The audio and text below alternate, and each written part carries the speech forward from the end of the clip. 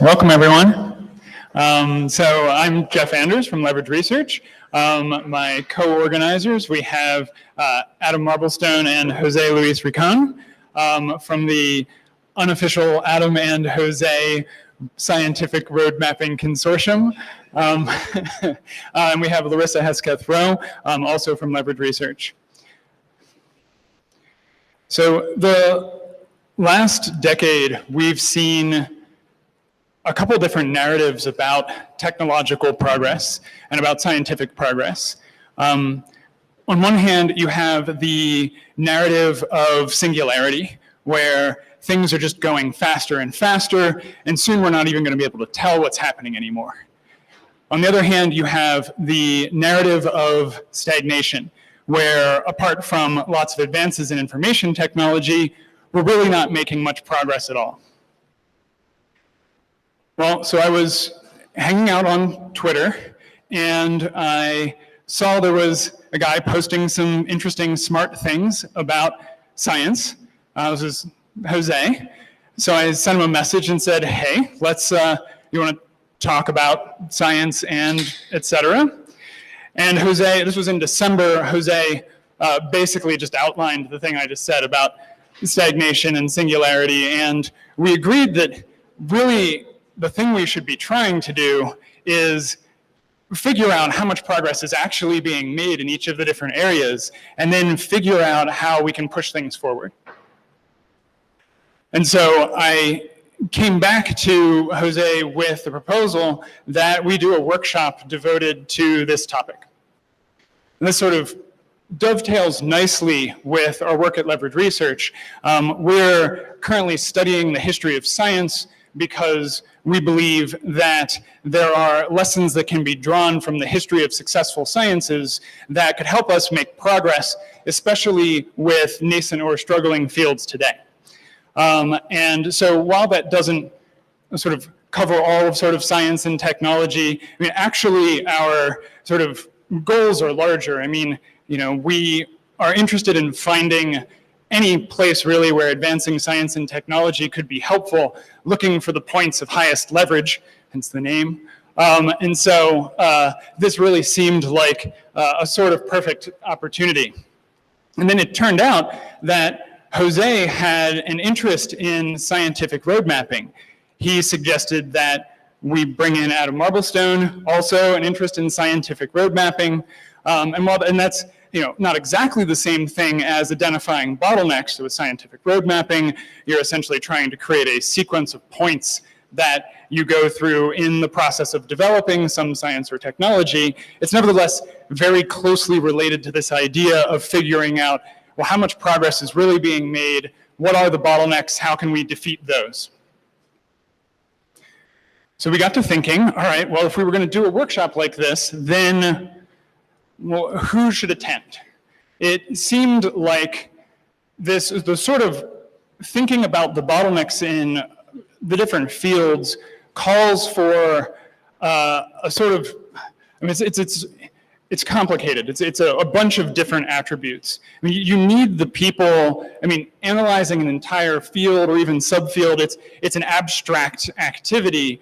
So you need the people to be able to think abstractly, but if it's just abstract thinking, then it's pretty likely people will be too far away from ground level implementational details. And so so you really need people who are both abstract and concrete.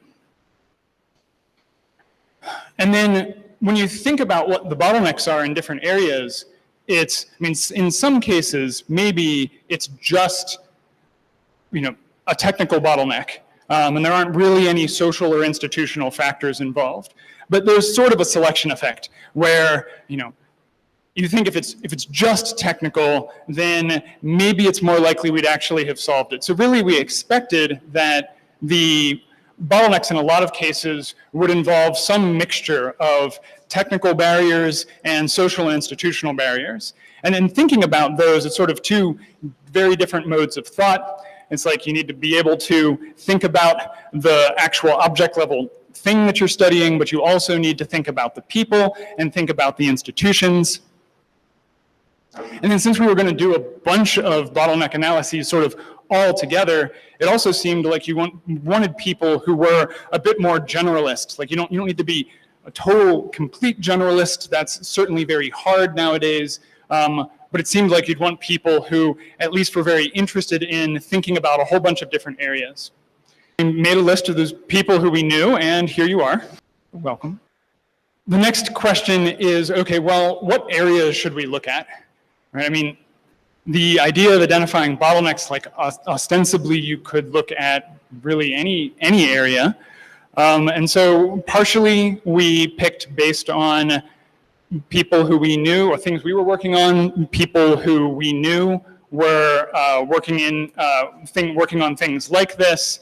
But we also decided to aim for a couple goals in the selection.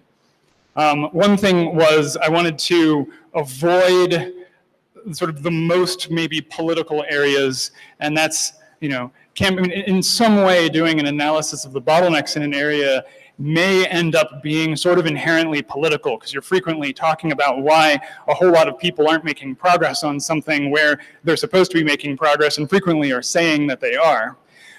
Nevertheless, we could sort of avoid certain hotspots, and so I don't know if I picked the right hotspots, but I decided for this one we were not going to do string theory and we were not going to do AI.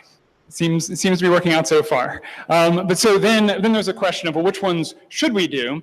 And there it seemed like going for a mixture, looking for some things that are far future, some things that are near future, like right on the cusp of happening, and some things that are retro future, like the future we were promised that we didn't get, and why not? Also, because there's this sort of simultaneous technical and social institutional way of looking at these things, we wanted to pick areas that sort of seemed more likely to have technical barriers and areas that also seemed more likely to have social institutional barriers. So we'd be sort of examining the swath of things. And then we also just wanted a range of different topics and to include the social sciences. So that resulted in the lineup. This gives us our workshop. In terms of goals for the workshop, obviously, we have a great group of people here, and so there's lots to learn from each other. We sort of structured the workshop in a way to have a whole bunch of breaks where people can talk to each other. That's to sort of take advantage of that. We also there is a sort of goal that we're expecting to be top of mind, which is the goal of trying to actually concretely identify what are the bottlenecks in each of the specific areas that we're looking at. The way I've been sort of thinking about this, maybe it's a little too, centralized, maybe not, but I've been thinking sort of imagine you have a dashboard, and the dashboard has each of the areas on it, and then there's a question of what stage is each of the different areas or projects or initiatives at. Like maybe it's all ready to go and the only thing that's necessary is funding. Maybe you've got the idea worked out, but there isn't a team to implement it. Maybe we don't yet have the ideas worked out and we need to figure out more what's really going on in an area. Or it could be we have the ideas, but we don't really have a strategy. And so it's hard to know what sort of team to look for because we really don't know how to address a given bottleneck. So you can think of that as one of the sort of the ground level goal for the workshop. There's also, a second goal is that we are developing basically a format here. So it's like bottleneck analysis. Well, what is that? Well, we don't entirely know. It's sort of very suggestive and people have lots of ideas. What we're hoping to do in part through the workshop is to develop this format so that we come to have a more concrete idea of what do good analyses like this look like. This is part of the reason when we were setting it up, we had to make a choice. How finished do we want the different analyses to be? And we decided, well, let's sort of aim for 80%.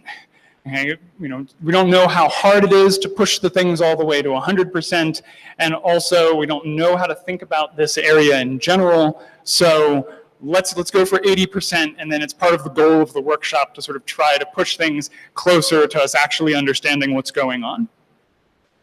But so we've got the specific areas. There's working on the format, and then coming, potentially out of successfully analyzing a number of different areas, a number of different people have suggested to us that this might produce something like a toolkit, or you could imagine we've identified 4 different major types of bottlenecks, and here's how you deal with, we've just identified a 5th, right? This is the sort of thing where maybe knowledge from one area would transfer to another area, and so that's something that we're hoping to keep our eyes open for. We've set up the workshop to sort of start off with the analyses. We have, we're going to do sessions of 2 presentations followed by a break and discussion, then 2 more, break and discussion, and so on. We're going to do this for the first day and a half. And then to finish out the second day, we're going to, we wanted to have a focus on, well, what are the next steps? And so this includes, like the way this all came together, we didn't exactly have a plan for what the next steps would be. We did imagine that a bunch of the analyses could be written up in some form, but in terms of where does this whole thing go, the answer is we don't know yet, and we're hoping to figure that out through this workshop. And so then nearing the close of the workshop, we're then going to transition into talking about next steps, which will include next steps on specific projects. In addition to this, we have some great speakers. We have Peter Thiel's going to be giving a keynote at the end of today before dinner. Patrick Collison's going to open tomorrow, and then Tyler Cowan's going to finish off the workshop with a keynote before dinner tomorrow. I guess that sort of describes the thing. And now I'd like to pass this over to Larissa. Larissa's going to talk a little bit about logistics, and then Jose is going to introduce our host and our first bottleneck talk, Blake Scholl.